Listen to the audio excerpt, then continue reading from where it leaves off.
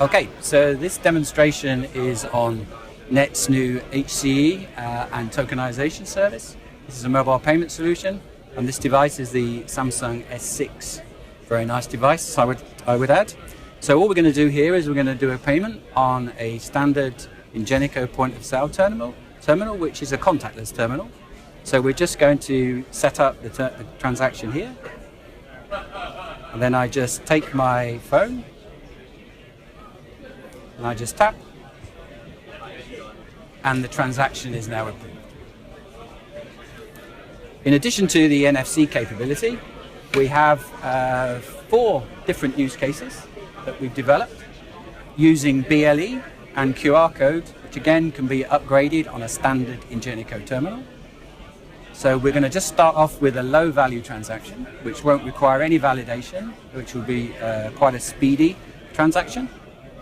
The transaction has now been sent to the terminal, and I just tap on the BLE interface, and now it's been approved. The second one we're going to do on this is a high value transaction. This will require some interaction by me. I will have to add a PIN code, because that's how schemes like the Dankort operate. So the transaction is now being completed on the ECR, and it's just being sent over to the POS. And again, this time I tap, and now it's asking me for a 4-digit PIN. So I just enter my 4-digit PIN, and now it's approved. So the third one we're going to show is a check-in, check-out solution. This is very useful for supermarkets that have a high throughput, so we can actually get customers through the transaction process much quicker, increases the throughput also in the supermarket.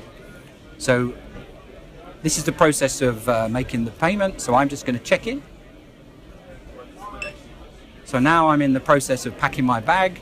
I'm also potentially receiving value-added services that could be offered to me, discounts and coupons, etc. And the operator is sending me confirmation that I've now paid. The final thing that we'd just like to show is for customers or for merchants that haven't invested in BLE, where it may not be the right thing for them to do. So we can actually use QR codes. So QR codes can be used to make payments. And in our application, we have that capability, so I'll just switch that on. And we're now just going to send a payment over to the terminal. The operator will just switch it to QR code mode. And the payment's now been approved.